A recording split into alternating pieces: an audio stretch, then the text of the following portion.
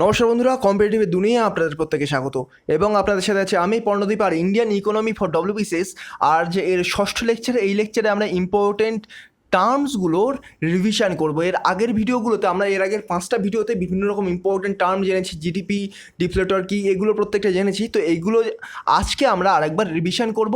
আর রমেশ সিং বরাবর আমরা চলছি, কিন্তু রমেশ সিং থেকে মানে ডেটা নিচ্ছি, কিন্তু রমেশ সিংয়ের পরপর যে চ্যাপ্টারগুলো আছে ওইভাবে করছি না, কারণ WBCSর জন্য রমেশ সিং পুরোটা লাগে না, এবং রমেশ সিং থেকে কিন্তু পরপর পড়তে গেলে অনেকটা বুঝতে অসুবিধা হবে। তো সেই জন্যে আমরা রমেশ সিং যতটা আগে পড়া যায়, যতটা পরে পড়া যায় সেইভাবে পড়ছি, যাতে আমাদের বুঝতে অনেকটা সুবিধা হয়। চলুন ভিডিওটা শুরু করা যাক। তার আগে ছোট্ট একটু প্রমোশন। তো এগিয়ে চলো, এই যে চ্যানেল এগিয়ে চলো 2.0, এই চ্যানেলে জেনারেল সায়েন্সের সমস্ত ভিডিও পাবেন, এর লিঙ্ক ডেসক্রিপশন বক্সে দেওয়া থাকবে। তো অবশ্যই সাবস্ক্রাইব করে নেবেন। এবং এগিয়ে চলো টেলিগ্রাম চ্যানেলে আমার প্রতিটি লেকচারের PDF পাবেন, এবং 200 এক্সপেক্টেড পলিটি জিকের বইটা মাত্র 20 টাকা দাম, লিঙ্ক ডেসক্রিপশন বক্সে দেওয়া থাকবে, কিনে নিতে পারেন। আর 3টের লিঙ্ক কিন্তু ডেসক্রিপশন বক্সে পেয়ে যাবেন। চলুন প্রথমে আমরা দেখে নেব আমরা কি আলোচনা করেছিলাম। প্রথম দিন আমরা বেসিক টার্মিনোলজিতে জিডিপি সম্পর্কে আলোচনা করেছিলাম। জিডিপি, তো জিডিপি কী বলেছিলাম? আমাদের যে টেরিটরি, ধরুন ভারতের জিডিপি, আমাদের টেরিটরির মধ্যে উৎপন্ন যে দ্রব্য, সেটাই হচ্ছে আমাদের জিডিপি। আর মানে আমাদের ধরুন টেরিটরি, অর্থাৎ ভারতের মধ্যে টোটাল যে উৎপাদন হচ্ছে সেটাই আমাদের টেরিটরি। আর ভারতের যে ধরুন অ্যাম্বাসি, সেগুলোও কিন্তু জিডিপিতে কাউন্ট করা হবে। বাইরের কোনো কোম্পানি ধরুন ভারতে এসে উৎপাদন করছে, সেটাও কিন্তু আমাদের জিডিপির মধ্যে ধরা হবে। আর ভারতের এরিয়া এই, আর সমুদ্রের এই এরিয়া, তো 200 নটিক্যাল মাইল এরিয়ার মধ্যে ধরুন যে কোনো রকম ব্যবসা বাণিজ্য, ট্রেড, তারপরে যে কোনো মাছ ধরা হচ্ছে সমুদ্রে, তো সেই 200 নটিক্যাল মাইলের মধ্যে যতটা উৎপাদন হচ্ছে সেটাও কিন্তু আমাদের টোটাল জিডিপির মধ্যে কাউন্ট করা হবে। তো জিডিপির আমরা দুটো ভাগ পড়েছিলাম। কী কী দুটো ভাগ? একটা হচ্ছে নমিনাল জিডিপি আর একটা রিয়েল জিডিপি। তো নমিনাল জিডিপি কি? নমিনাল জিডিপি হচ্ছে ইনফ্লেশনকে অ্যাডজাস্ট না করে যে জিডিপিটা আমরা কাউন্ট করি, সেটাই হচ্ছে নমিনাল জিডিপি। আর রিয়েল জিডিপি কি? ইনফ্লেশনকে ইনক্লুড করে যে জিডিপিটা আমরা বার করি, সেটাই হচ্ছে রিয়েল জিডিপি। তো নমিনাল জিডিপি আর রিয়েল জিডিপি আমরা দুটো পড়েছিলাম। ডিটেলসে জানতে গেলে আপনারা প্রিভিয়াস ভিডিও দেখে নেবেন, প্লেলিস্টে পেয়ে যাবেন। তো নেক্সট যেটা আমরা জেনেছিলাম সেটা হলো ডিফ্লেটর। ডিফ্লেটর কি? ডিফ্লেটর আমরা জেনেছিলাম nominal GDP by real GDP. Nominal GDP এবং রিয়েল জিডিপির যে অনুপাত, সেটাই হচ্ছে ডিফ্লেটর। তারপরে আমরা জেনেছিলাম GDP at factor cost and GDP at market price. তো আমি একটা এক্সাম্পল দিয়েছিলাম, ধরুন একটা শাড়ি ধরুন একটা এই ফ্যাক্টরি থেকে একটা শাড়ি বেরোলো, এটা ফ্যাক্টরি, এই ফ্যাক্টরি থেকে একটা শাড়ি বেরোলো। যখন ফ্যাক্টরি থেকে কোনো বিক্রেতা ধরুন ফ্যাক্টরি থেকে কিনতে গেল, সে তখন শাড়িটা 200 টাকায় কিনলো। তারপরে সেই শাড়িটা এখান থেকে ধরুন এখানে এই পর্যন্ত দূরত্ব ধরুন 100 কিলোমিটার। তো 100 কিলোমিটারে আসতে তো তার একটা খরচ হয়েছে, তার গাড়িতে করে ধরুন শাড়িটা আনতে তো ধরুন 50 টাকা খরচ হয়েছে, তো 250 টাকা। এবার সেই শাড়িটার ওপর গভর্নমেন্ট কিছু সাবসিডি দিয়ে দিল বা কিছুটা ছাড় দিয়ে দিল, তাহলে ধরুন 5 টাকা ছাড় দিয়ে দিল, তাহলে সাবসিডিটা আমরা বিয়োগ করে দিলাম, তাহলে টোটাল শাড়িটার দাম কত হচ্ছে?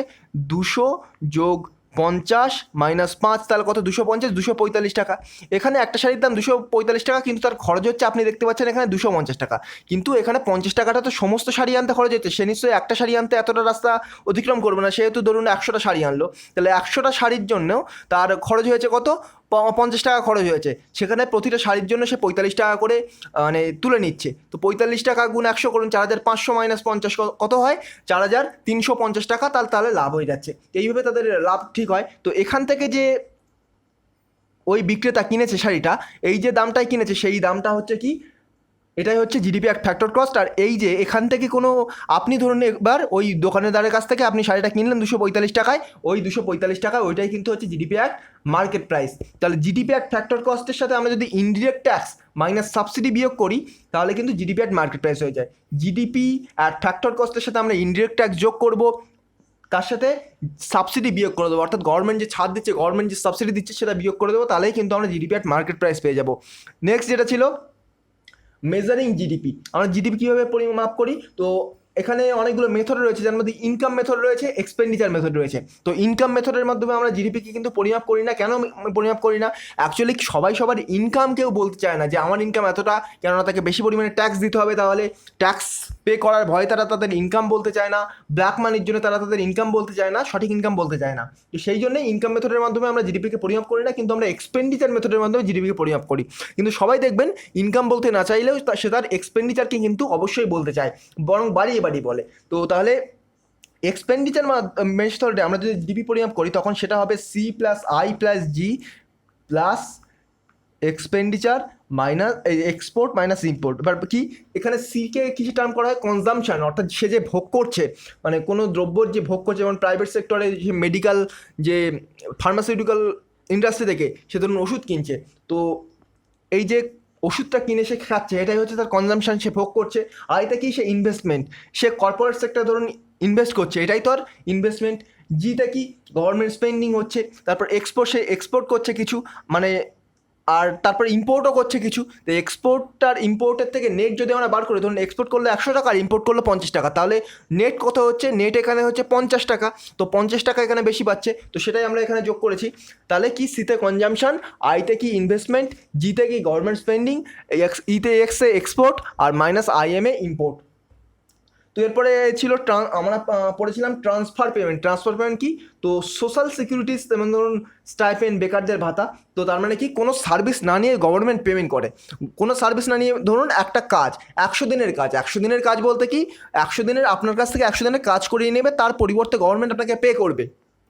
আপনি ধরুন একজন আইএএস অফিসার, আপনি গভর্নমেন্টের জন্য কাজ করছেন, তাই গভর্নমেন্ট আপনাকে টাকা দিচ্ছে, আপনাকে পুষছে, গাড়ি দিচ্ছে, বাড়ি দিচ্ছে, সমস্ত কিছু দিচ্ছে। কিন্তু আপনি ধরুন গভর্নমেন্টের জন্য কাজ করছেন, আপনি সাধারণ একজন স্টুডেন্ট, আপনি প্রতি মাসে মাসে প্রতি বছর 500, 700, 800, 1000, 1200, 2000, 3000 করে টাকা পাচ্ছেন, তো আপনাকে তো গভর্নমেন্ট ফ্রি দিচ্ছে। তো কেন ফ্রি দিচ্ছে, এটা হচ্ছে স্টাইপেন্ড। তারপর বেকারদের ভাতা, অর্থাৎ কোনো রকম আপনি কাজ না করেই গভর্নমেন্টের কাছ থেকে টাকা পাচ্ছেন, অর্থাৎ কোনো সার্ভিস না নিয়েই গভর্নমেন্ট যদি আপনাকে পেমেন্ট করে, সেই পেমেন্টকে বলা হবে ট্রান্সফার পেমেন্ট। এরপরে আমরা পড়েছিলাম জিভিএ। জিভিএ কি, গ্রস ভ্যালু অ্যাডেড।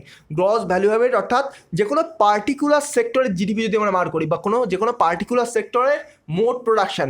আমরা জিডিপিতে কি পড়েছিলাম, টোটাল টেরিটরির মধ্যে এবং আমাদের অ্যাম্বাসি কাউন্ট করে অন্য বাইরের কোম্পানি যখন ভারতে এসে কোনো কাজ করছে, কোনো উৎপাদন করছে, সেটাও আমরা জিডিপির মধ্যে ধরেছিলাম। 200 নটিক্যাল মাইলের মধ্যে যে কোনো ব্যবসা বাণিজ্য, ট্রেড, তারপর বিভিন্ন উৎপাদন, মৎস্য শিল্পের উৎপাদন, তো সেগুলোও কিন্তু আমরা জিডিপির মধ্যে ধরেছিলাম। কিন্তু জিবিএ হলো কোনো একটা পার্টিকুলার সেক্টর। জিডিপি তো সমস্ত সেক্টরের মিলনে গঠিত হচ্ছে জিডিপি, কিন্তু জিবিএ যে কোনো একটা স্পেসিফিক পার্টিকুলার সেক্টর, অর্থাৎ ধরুন একটা ইন্ডাস্ট্রিতে ভারতের আয় কত হচ্ছে, পাট ইন্ডাস্ট্রি, জুট ইন্ডাস্ট্রিতে ভারতের আয় কত হচ্ছে, এই যে টোটাল, এটাই হচ্ছে কিন্তু জিবিএ। তো টোটাল সমস্ত ভারতের সমস্ত যে জিবিএ, সেটাকে যদি আমরা যোগ করি, সমস্ত জিবিএকে যদি আমরা যোগ করে দিই, সাম করে দিই, তাহলে কিন্তু আমরা টোটাল জিডিপিটা পেয়ে যাব। তাহলে জিডিপি আর জিবিএর মধ্যে যদি পার্থক্য বলে, তাহলে সেক্টর, জিবিএ কিন্তু সেক্টর স্পেসিফিক, মানে যে কোনো একটি পার্টিকুলার সেক্টরের জিডিপি কিন্তু ওভারভিউ অফ ইকোনমির ওভারভিউ।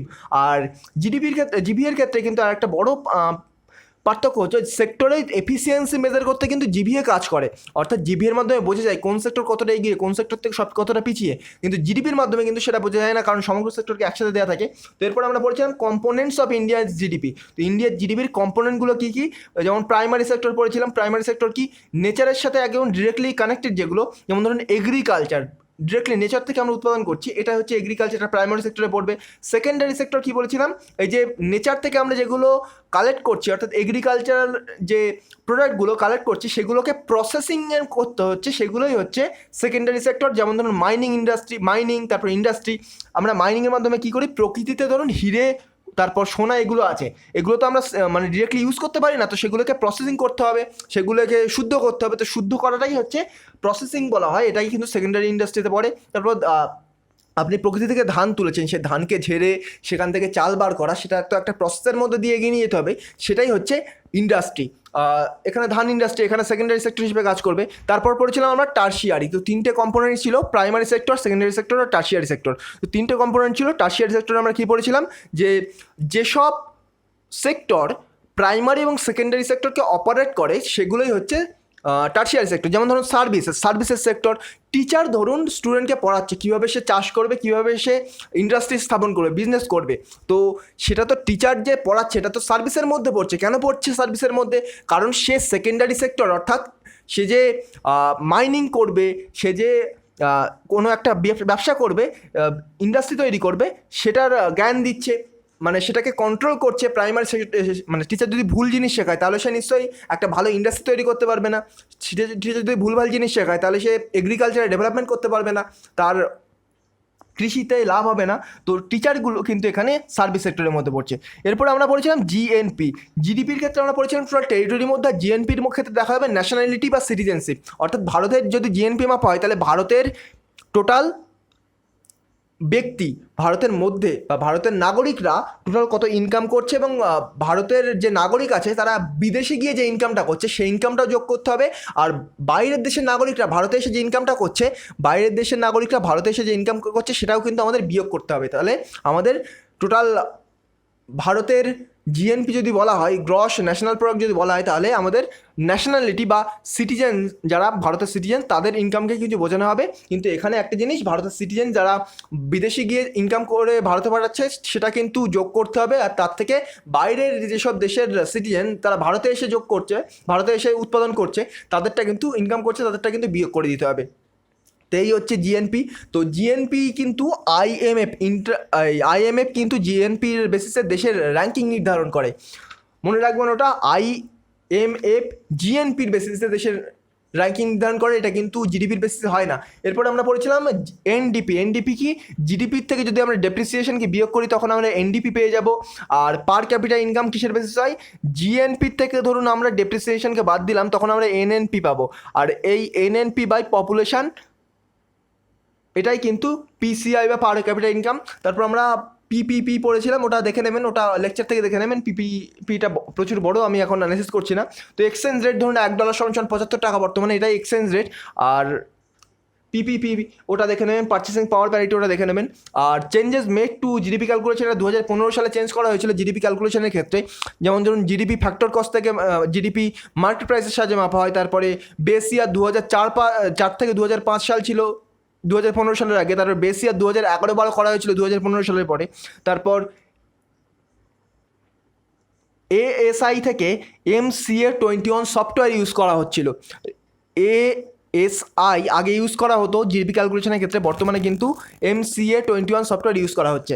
তো তারপর আমরা আগের ভিডিওতে, সরি একটা কল এসে গেছিলো, তো এইচডিআই, আগের ভিডিওতে আমরা এইচডিআই দেখেছি, হিউম্যান ডেভেলপমেন্ট ইন্ডেক্স দেখেছি। হিউম্যান ডেভেলপমেন্ট ইন্ডেক্সে আমরা দেখেছি হেলথ, এডুকেশন এবং ইনকামের বেসিসে। তো লাইফ এক্সপেক্টেন্সি অ্যাট বার্থের বেসিসে দেখেছিলাম হেলথের কীভাবে মাপা হয়, রেঞ্জ ছিল 0 থেকে 1-এর মধ্যে। এডুকেশনের ক্ষেত্রে আমরা দেখেছিলাম যে বর্তমানে একজন কত বছর স্কুলে যাচ্ছে তার অ্যাভারেজ, আর ভবিষ্যতে কত বছর যাবে। ইনকামের ক্ষেত্রে আমরা দেখেছিলাম জিএনআই পার ক্যাপিটা দেখেছিলাম। আর এটা আমরা কীভাবে মেজার করছি, ধরুন হেলথের ক্ষেত্রে মান বেরোলো 0.7, যেহেতু এর রেঞ্জ ছিল 0 থেকে 1। আর এডুকেশনের ক্ষেত্রে রেঞ্জ ছিল 0 থেকে 1, ইনকামের ক্ষেত্রেও রেঞ্জ ছিল 0 থেকে 1। তো ধরুন হেলথের ক্ষেত্রে 0.7 বেরোলো, এডুকেশনের ক্ষেত্রে 0.6 বেরোলো, আর ইনকামের ক্ষেত্রে 0.5 বেরোলো। তখন আমরা কিন্তু সিম্পল অ্যাভারেজ বার করতে পারি না, তখন এটাকে 3টিকে গুণ করে এই যে জিওমেট্রিক মিন বার করতে হবে। এটাই কিন্তু টোটাল এইচডিআই হবে। তো এছাড়াও আমরা পড়েছিলাম যে ইনইকুয়ালিটি অ্যাডজাস্টমেন্ট এইচডিআই। তো ধরুন কান্ট্রি এ এবং কান্ট্রি ভারত এবং পাকিস্তানের ধরুন জিডিপি এইচডিআই সবার সমান বেরোলো। ধরুন ভারতের এইচডিআই 0.7 বেরোলো এবং পাকিস্তানের এইচডিআই 0.7 বেরোলো। তখন কী হবে, এইচডিআই কীভাবে আমরা মাপবো, কোন দেশে গিয়ে কীভাবে মাপবো, তখন মেল বা ফিমেল, ধরুন এডুকেশন দেখবো, তো ভারতের মেল এবং ফিমেলের মধ্যে এডুকেশনের কতটা পার্থক্য রয়েছে, পাকিস্তানের মেল ফিমেলের মধ্যে এডুকেশনের কতটা পার্থক্য রয়েছে। কাস্ট সিস্টেমের মাধ্যমে দেখবো যে ভারতের যারা মাইনরিটি তারা কতটা এগিয়ে রয়েছে, পাকিস্তানের মাইনরিটি কতটা এগিয়ে রয়েছে, এইভাবে মাপলো। গিনি কোএফিশিয়েন্ট সম্পর্কে আজকে কিছু বলবো না, গিনি কোএফিশিয়েন্ট আমরা অন্যদিন আরেকটি ডিটেল ভিডিও আনবো, তখন গিনি কোএফিশিয়েন্ট নিয়ে আলোচনা করবো। ইনক্লুসিভ গ্রোথ আমরা কি বলেছিলাম যে 11th 5-year প্ল্যানের মাধ্যমে চালু হয়েছিল, এবং সবকা সাথ সবকা বিকাশ, অর্থাৎ ইনক্লুসিভ গ্রোথ, অর্থাৎ ইনক্রিজিং ভয়েস অফ পিপলের ভয়েসকে ইনক্রিজ করতে হবে, এটাই হচ্ছে ইনক্লুসিভ গ্রোথ। আর তারপরে দেখেছিলাম সাস্টেনেবল ডেভেলপমেন্ট করতে হবে কিন্তু পৃথিবীর সম্পদকে বাঁচিয়ে, এটাই হচ্ছে সাস্টেনেবল ডেভেলপমেন্ট। আর প্রথমে এটা ক্লাব অফ রোম এটা কিন্তু আলোচনা শুরু করে, আর যার রিপোর্টের নাম ছিল আর কমন ফিউচার। আর তখন কিন্তু 2000 থেকে 2015-তে কিন্তু 8টা গোল ছিল, আর 2016 থেকে 2030-এ 17টা গোল ছিল, এবং 169টা কিন্তু টার্গেট সেট করা হয়েছে 2016 থেকে 2030-এর মধ্যে। 17টা গোল এবং 169টা টার্গেট সেট করা হয়েছে, এবং 2000 থেকে 2015-এর মধ্যে 8টি গোল ছিল। আর গ্রিন জিডিপি আমরা কি জেনেছি, গ্রিন জিডিপিতে আমরা জেনেছিলাম যে আমাদের টোটাল জিডিপি বৃদ্ধির জন্য টোটাল যে বায়োডাইভার্সিটির ধ্বংস হচ্ছে তাকে টোটাল জিডিপি থেকে বাদ দিতে হবে। ধরুন 200 টাকা আমাদের জিডিপি উৎপাদন হলো, টোটাল জিডিপি কত হলো 200 টাকা, তার জন্য আমাদের 2 টাকার বায়োডাইভার্সিটির ক্ষতি হয়েছে। তো আমাদের এই 198 টাকা বাদ দিতে হবে, 198 টাকায় কিন্তু আমাদের গ্রিন জিডিপি। তো এই ছিল টোটাল আমাদের আলোচনা, কেননা এতক্ষণ ধরে আমরা প্রিভিয়াসে 5টা ভিডিওয় যে ইম্পর্টেন্ট টার্মগুলো অ্যানালিসিস করেছি সেই টার্মগুলো সংক্ষেপে, অতি সংক্ষেপে, যতটা সংক্ষেপে করা যায় ততটা সংক্ষেপে কিন্তু আলোচনা করলাম। যদি ভিডিওটা ভালো লেগে থাকে এবং এই ধরনের video Indian polity, Indian economy, Indian history এবং প্রতিটির লেকচার পাওয়ার জন্য, কমপ্লিট কোর্স পাওয়ার জন্য কিন্তু আমার চ্যানেলটিকে সাবস্ক্রাইব করে পাশে থাকা বেল আইকন প্রেস করতে ভুলবেন না। তো আজকের মতো গুড বাই, পরবর্তী ভিডিওতে আবার দেখা হবে। Thank you.